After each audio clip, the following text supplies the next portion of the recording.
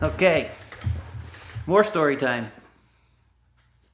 Chapter 12 is where we'll start today. With almost no conversation, they had eaten their lunch under an old fig tree a little distance from the highway, and now were lounging in the shade. Justice had stretched out his long frame on the grass, and with his fingers laced behind his shaggy head was staring up through the broad leaves into a bland April sky, his studious frown denoting perplexity. Marcellus, reclining against the tree trunk, moodily wished himself elsewhere. He was restless and bored. Old Benjamin's pessimistic forecast that this proposed expedition into Samaria and Galilee would be a disappointment, had turned out to be correct. Arriving in Jerusalem 2 weeks ago, Marcellus had acted fully upon Demetrius's written advice, having engaged lodgings at the best inn, a commodious old house with a garden, halfway up the hill toward the suburb of Bethany, registered in the name of M. Lucan. He had proceeded deliberately to bewilder the downtown bazaars with inquiries for homespun fabrics and garments, particularly articles of Galilean origin. He went from one shop to another, naively admiring the few things they showed him, recklessly purchasing robes and shawls at the first price quoted, professing to be immensely pleased to have them at any cost, and when the merchants confessed, with unfeigned lamentations, that their stock of Galilean textiles had run low, he upbraided them for their lack of enterprise. Then he had laid up for a few days, lounging in the garden of the inn, rereading the book of Yeshaya, old Benjamin's farewell gift, and waiting for the rumor of his business transactions to be whispered about among the clothing dealers. It was very trying to be so close to Demetrius and unable to communicate with him. One day he almost persuaded himself that this elaborate scheme for getting into Galilee was unnecessarily fantastic, and he half resolved to go down to Ben Joseph's shop and explain, in the most forthright manner, that he had a desire to talk with men who had known Jesus in his own community. But upon reflection, he saw that such a course might embarrass Demetrius, so he abandoned this impulsive procedure and impatiently bided his time. At mid-afternoon on the 5th day of that second week, he went to the house of Ben Joseph, sauntering in casually to give the impression that he really wanted to do business, for he had observed that, in Jerusalem, the serious customer, with his mind set on something he intended to buy, invariably tried to disguise his interest. The most ridiculous subterfuges were practiced. The customer would stroll in, pretending he had come to meet a friend, or that he had lost his bearings and wanted to know how to find Straight Street. On the way out, he would pause to finger some article of merchandise. Apparently, these childish tricks deceived nobody. The more indifferent the customer was, the more attentively the merchant hovered about him. It was evident that all business in the holy city was so full of mendacity that a man who gave evidence of an honest purpose was immediately suspected of rank imposture. Pausing indecisively in the open doorway of Ben Joseph's shop, Marcellus glanced about in search of Demetrius. It was not going to be easy, after this long separation, to confront his loyal friend with the cool stare of a stranger. A survey of the cluttered shop failed to reveal the presence of Demetrius, but Marcellus was not sure whether he was disappointed or relieved, for he had dreaded this moment. The clatter of the two antiquated looms slowed and ceased as he made his way toward the venerable weaver, who, he felt, must be old Ben Joseph himself. If the aged Jew was alarmed at the presence of this urbane young Roman in his house, he gave no sign of it. He maintained his seat on the bench of his loom, methodically polite, but not obsequious. Marcellus briefly stated his errand. Actually, I'm not sure. That word might be obsequious. I'd have to look it up. One of those words. Ben Joseph shook his long white beard. His weaving, he said, was all custom work. He had nothing made up to sell. If his client wished to order a coat, they would gladly make it for him, and it would be a good one. But as for homespun, it might be found in the bazaars, or better, in the country. And with that laconic announcement, he deftly scooted a wooden shuttle through the open warp, and gave the thread a whack with the beam that made the old loom shudder. It was apparent that, so far as Ben Joseph was concerned, the interview had terminated. 4 other men who had been mildly interested, and a dark, handsome boy of 12 who had stopped romping with a dog to listen. One of the men was a young Greek with a refined face, seated at a ramshackle loom adjacent to Ben Joseph's. Marcellus surmised that this might be Demetrius's friend Stephanos. Near the wall, behind the looms, sat 2 men who bore a marked resemblance, one in his early 30s, the other considerably younger. They were deeply tanned and simply dressed in country garb. Their rustic, well-worn sandals indicated that they were accustomed to long journeys on foot. This pair, obviously brothers, might easily qualify as the Sons of Thunder, though the appellation did seem rather incongruous, for they appeared benign enough, especially the younger one whose expressive eyes had a marked spiritual quality. He would have passed more reasonably as a mystic than an agitator. The 4th man, who sat in the corner on an inverted tub, was probably 60. He too was an outlander, to judge by his homely dress and the shagginess of his grey-streaked hair and beard. Bronzed and bushy, he seemed out of place under a roof. During the brief colloquy, he had sat gently stroking his beard with the back of his hand, his brown eyes drifting lazily from old Ben Joseph to the eccentric Roman who, for some obscure reason, wanted to purchase articles of homespun. At first sight of him, Marcellus thought this might be the man Demetrius had referred to as the big fisherman. He was big enough, but another glance at the reposeful posture and the amiable smile assured Marcellus that if the big fisherman was a man of energy and something of a party leader, the hairy one who lounged on the tub must be someone else, conceivably Barsabbas Justus. Now that the looms had gone into action again, Marcellus had begun to doubt whether this was the time or place to introduce his question about the possibility of finding a guide, but Ben Joseph had remarked that one might hope to buy homespun in the country, so the query would be natural enough.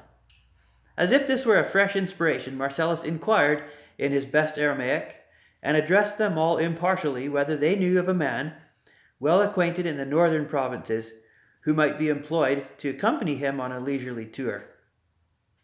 Ben Joseph, ceasing his racket, scowled thoughtfully but made no comment. The older brother shook his head.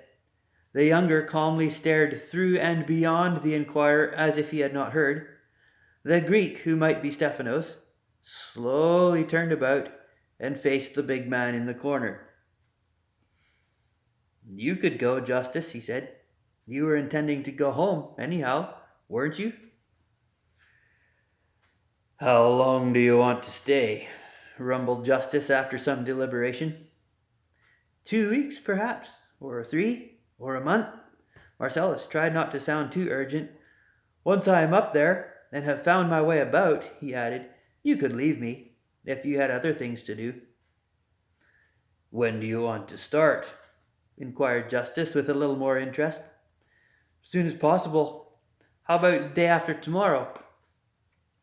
"The day after tomorrow," put in Ben Joseph reproachfully, "is the Sabbath of the Lord our God." "Sorry," mumbled Marcellus. "I'd forgotten." "Don't you Romans ever observe a day of rest, young man?" demanded Ben Joseph, enjoying his right to be querulous. "The Romans rest oftener than we do," drawled Justus, encouraged to this audacity by the broad grin with which Marcellus had met the old man's impertinence. "But not oftener than you do," growled Ben Joseph, darting his bright little eyes at Justus. This was good for a chuckle. Even the younger brother turned about and smiled a little. As if to prove himself a man of action, Justus rose and led the way to a wooden bench in front of the house. Marcellus, with a nod to the others, followed. So did the boy, who sat beside them, hugging his knees. With more resourcefulness than Marcellus had expected, Justus led the conversation about necessary arrangements for the journey. They would need a small string of pack asses, he said, to carry camp equipment, for some of the smaller villages offered very poor accommodations. 4 asses would be sufficient, he thought, to pack everything, including whatever might be purchased. "Will you buy the asses for me and the camping tackle?" asked Marcellus. "Doubtless you could make better terms. How much money will it take?" He unstrapped his wallet. You are trusting me to buy these things? Inquired Justice. Why not? You look honest. Noting that this comment had brought a little frown, he added, You would not be an acceptable visitor at old Ben Yosef's shop if you were unscrupulous. Justice gave him a long, sideways look without turning his head. What do you know about old Ben Yosef and his shop? He queried gruffly. Marcellus shrugged. The place is of good repute, he answered negligently. Ben Yosef has been in business for a long time. That means nothing, retorted Justice. Plenty of rascals stay in business for a long time. And when Marcellus had agreed to that with a nod, and an indifferent doubtless, Justice said, There will be no need to buy pack asses. You can hire them, and a boy to drive them. Hire the tent too, and everything else. Will you see to it then? Let us be on our way early on the first day of the week. Marcellus rose. How much will you expect for your services? I'm willing to leave that to you, sir, said Justice. As you heard Stephen say, I had intended going home in a few days to Sepphoris in Galilee. This journey will not inconvenience me. I have nothing to do at the present. My time is of little value. You may provide me with food and a shelter, and I could use a new pair of sandals. Well, I mean to do better than that by you, declared Marcellus. A new robe, then, suggested Justice, holding up a frayed sleeve. With pleasure. Marcellus lowered his tone and said, Pardon the question, but... He hesitated. You are a Jew, are you not? Justice chuckled and nodded, stroking his whiskers. When they departed a moment later, with a definite understanding to meet at the Damascus gate soon after sunrise on the next morning after the Sabbath, Marcellus felt confident that the journey would be rewarding. Justice was a friendly old fellow who would tell him everything he wanted to know. He was just the type to enjoy reminiscence. With his errand satisfactorily performed and nothing in particular to do, Marcellus strolled back toward the busy, ill-favored marketplace, where he idled past the booths and the stalls, pausing to listen, with amusement and disgust, to the violent rages of hucksters and shoppers over deals related to the one small pickled fish or a calf's foot. Vituperations rent the air. Unpleasant comments were made by customers reflecting on the merchant's ancestry. Insults were screamed and ignored and forgotten, which, had they been exchanged in a Roman barracks, would have demanded an immediate blood atonement. At one booth, where he stopped to witness an almost incredible scene involving the disputed price of a lamb kidney, Marcellus was a bit surprised to find, close behind him, the boy he had seen at Ben Yosef's shop. Having had more than enough of the marketplace, he decided to return to his inn. It was a long tramp. Turning about at the top of the steps leading to the entrance, Marcellus looked down toward the city. The boy from Ben Yosef's was sauntering down the street. It was more amusing than annoying to have been followed. On second thought, these people were quite within their rights to investigate him as far as they could. Perhaps they wanted to know at what manner of place he was stopping. Had he been a guest at the Insula, they would have had nothing further to do with him. That evening, as he sat in the walled garden of the inn after supper, studying the ancient scroll that Benjamin had given him, Marcellus glanced up to find Stephanos standing before him. May I speak with you privately? Asked Stephanos in Greek. They walked to the far end of the garden, and Marcellus signed him to sit down. You were surprised not to find Demetrius, began Stephanos. About a fortnight after he wrote to you, he had the misfortune to be recognized on the street by the tribune with whom he had had trouble in Athens. No effort was made to apprehend him, but he believed that the tribune might seek revenge. In that case, his friends at Ben Yosef's shop might be involved, and we are in no position to defend ourselves. Where did he go, Stephanos? Asked Marcellus, deeply concerned. I do not know, sir. He returned to our lodgings and awaited me. We sat up and talked nearly all through the night. Several of our men were in a secret meeting at Ben Joseph's shop. We joined them an hour before dawn. Demetrius, having bade us farewell, slipped away before the sun rose. He will return when it is safe, when the tribune has left. You may leave a letter for him with me, if you like, or send a letter in my care, should you find a messenger who can be trusted. He confided to me that you were coming, and asked me to explain his absence. None of the others were told. Stephanos lowered his voice and continued, Demetrius also confided your reasons for wanting to visit Galilee. Just how much did he tell you? Marcellus studied the Greek's face. Everything, replied Stephanos soberly. You see, sir, he wanted to make sure that justice would go along with you. He felt that I might be of some service in arranging this, and when he began to explain the nature of your interest in Jesus, with much hesitation and many mysterious gaps in the story, I urged him to make a clean breast of the whole business, and he did. You can trust me to keep your secret. Marcellus had no rejoinder ready to meet this startling announcement. For a time he sat, quietly deliberating. Are they suspicious at me at Ben Joseph's shop? He asked at length. I was followed this afternoon. Young Philip is my nephew, sir, explained Stephanos. I needed to know where you were lodging. You need have no anxiety about Philip. He will not talk.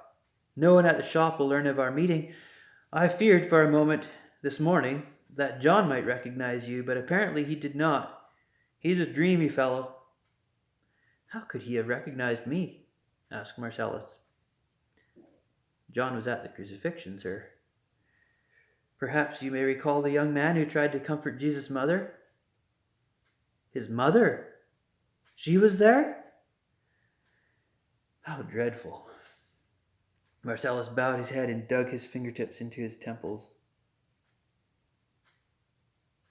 It was indeed, sir, muttered Stephanos. I was there. I recognized you instantly when you came into the shop, though, of course, I was expecting you. I think you may feel sure that John did not remember. You've been very kind, Stephanos. Is there any way in which I can serve you? Yes, sir. The Greek lowered his voice to a whisper. Have you the robe? Marcellus nodded. May I see it? Asked Stephanos. Yes, said Marcellus. Come with me. They had been on the road now for 3 days, and the name of Jesus had not been mentioned. For all his apparent... Wow, this is the word. Ingenuousness. It's ingenuous. Justice was surprisingly profound. His ready smile promised a childish capitulation to your wishes.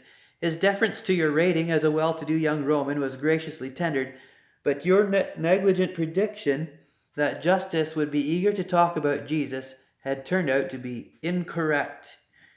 You were learning that there were a few things which not even a wealthy, well-dressed Roman could acquire either by cajolery, command, or purchase, and one of these things was the story of Jesus. It had never occurred to Marcellus that an occasion could arise when his Roman citizenship might be an inconvenience. If you were a Roman and had plenty of money, you could have what you wanted anywhere in the world. Doors and gates were swung wide open, bars and bridges were let down, tables were set up, aliens climbed out of public vehicles to give you their seats, merchants made everybody else stand aside while they attended to your caprices. If you arrived late at the wharf, the boat waited. If there was only one commodious cabin, the rich Jew surrendered it without debate. When you said come, people came. When you said go, they went. But if you journeyed on foot into the impoverished little provinces north of Jerusalem, ostensibly to purchase homespun, but actually to make inquiries concerning a certain penniless carpenter who had moved about in that region, your Roman citizenship was a nuisance and your money was of no aid. The project, as Marcellus had originally conceived it, had presented no problems. Barsabbas Justus, full of zeal for his new cause, would be bubbling with information about his hero. Perhaps he might even have designs on you as a possible convert. He would be eager to introduce you to the country people who had often met this strange Galilean face to face.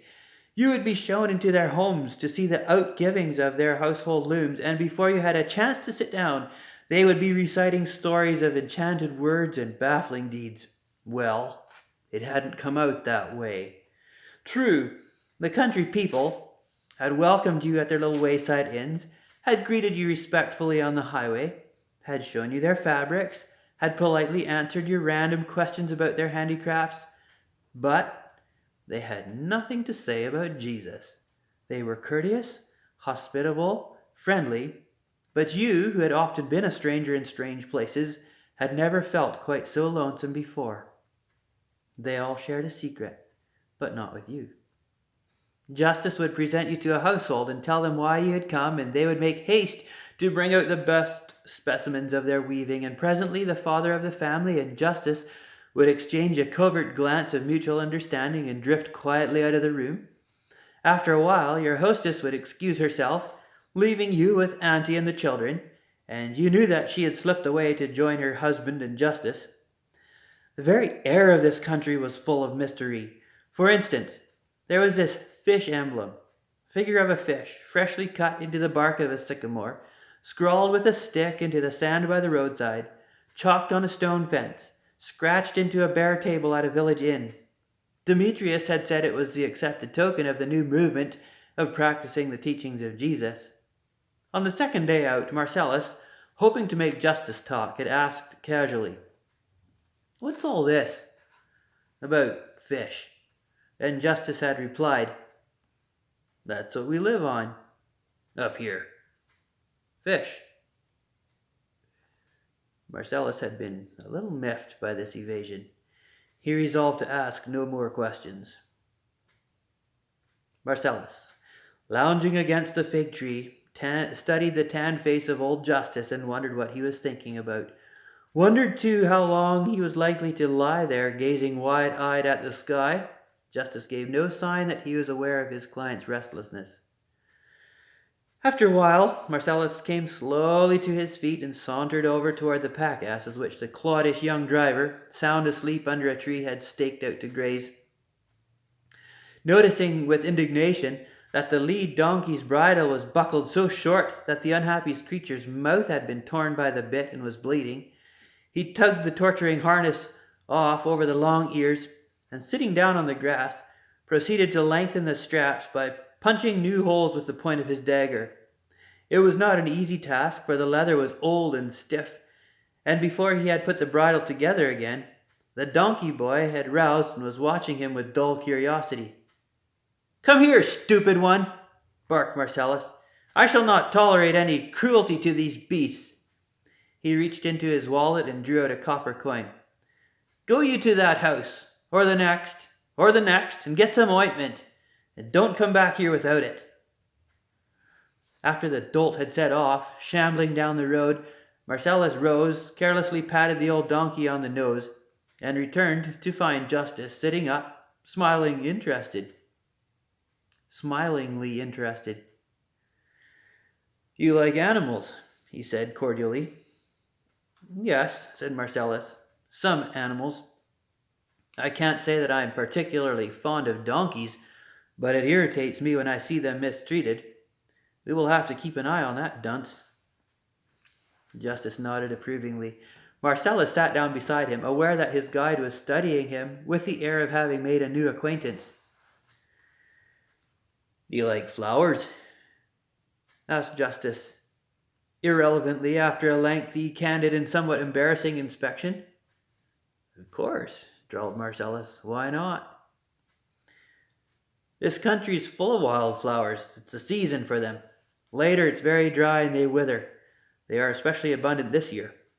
Justice made a slow, sweeping gesture that covered the sloping hillsides. "Look, sir, what a wide variety." Marcellus followed the tan finger as the gentle voice identified the blossoms with what seemed like confident knowledge. Pink mustard, yellow mustard, blue borage, white sage, red umbel, plantain, bugleweed, marigold, and 3 species of poppies. You must be an ardent nature lover, Justice, commented Marcellus. Only in the last couple of years, sir. I used to pass the flowers by without seeing them, as almost every man does. Of course, I recognize the useful plants, flax and wheat, oats and barley and clover, but I never thought much about flowers until I made the close acquaintance of a man who knew all about them. Justice had again stretched out on the grass, and his tone had become so dreamily reminiscent that Marcellus, listening with suspended breath, wondered if, at last, the soft-voiced Galilean might be about to speak of his lost friend.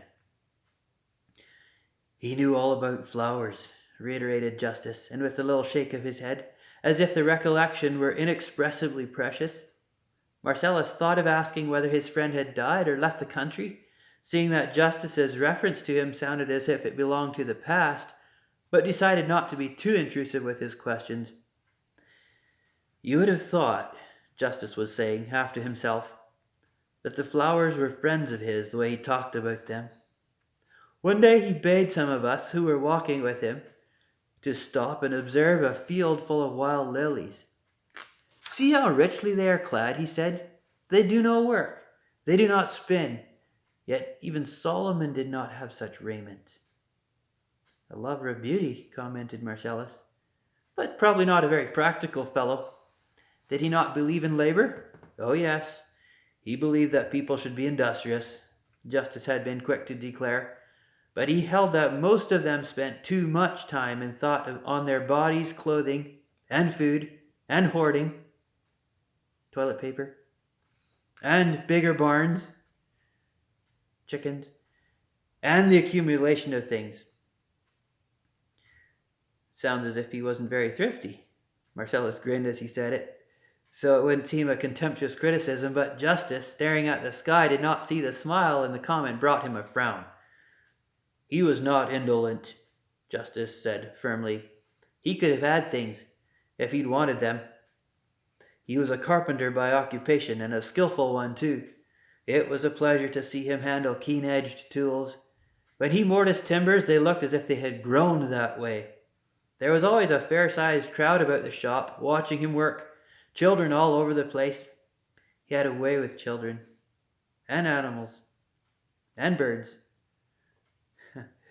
Justice laughed softly, and exhaled a nostalgic sigh. Yes, he had a way with them. And he would leave the shop to go home. There was always a lot of children along, and dogs.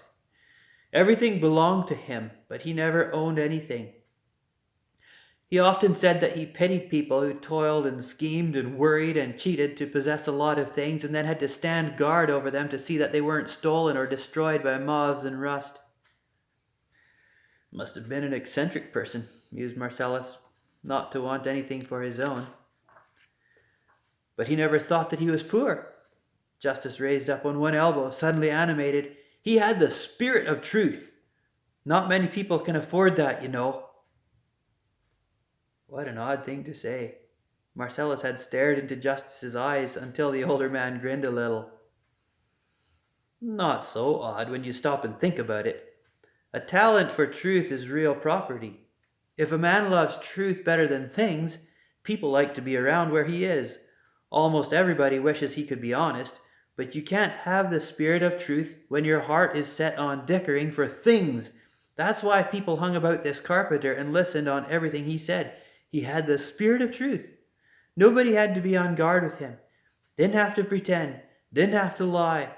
It made them happy and as free as little children.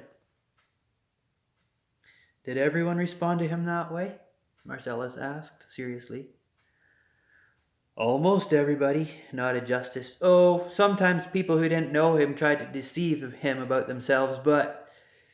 He grinned broadly as if remembering an occasion. But you see, sir, he was so perfected in the truth that you couldn't lie to him, or pretend to be what you weren't. It simply couldn't be done, sir, either by word, tone, or manner, and as soon as people found that out, they dropped their weapons and defenses and began to speak the truth themselves. It was a new experience for some of them, and it gave them a sensation of freedom. That's why they liked him, sir. They couldn't lie to him, and so they told the truth, and the truth set them free. That's a new thought, declared Marcellus. Your friend must have been a philosopher, Justice. Was he a student of the classics? Justice was briefly puzzled and presently shook his head.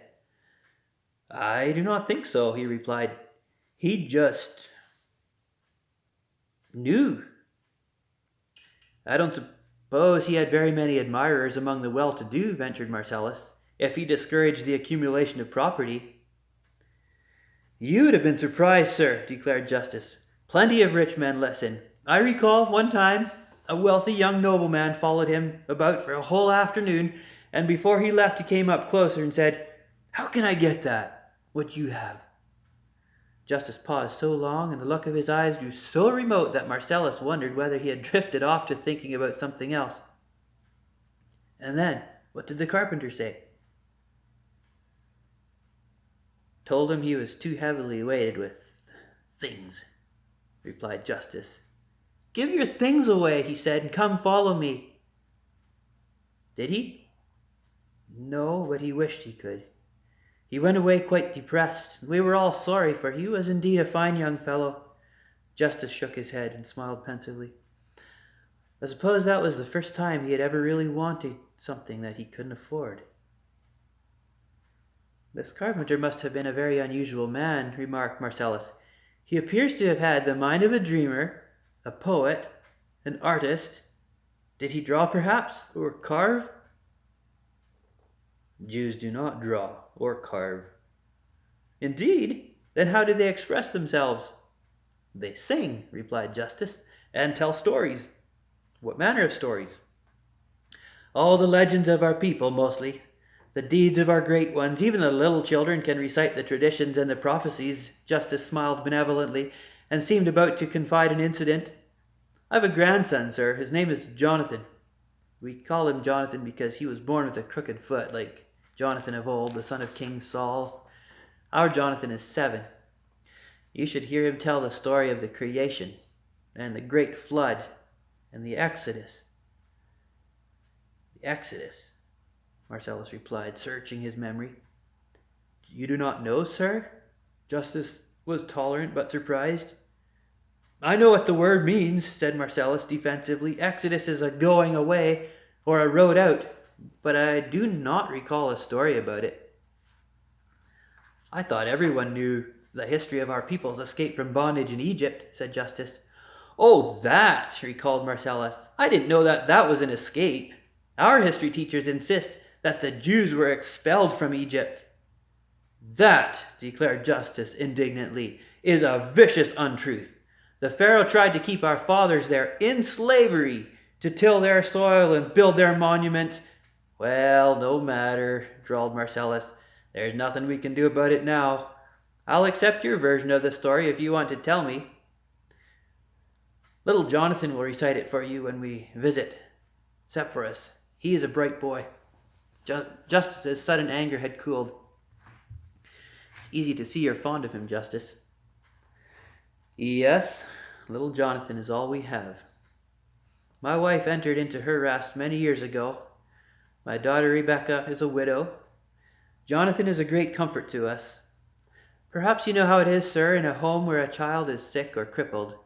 He gets a little more care, a little more love maybe to make up for it. Jonathan still gets it, although he is well now. Well?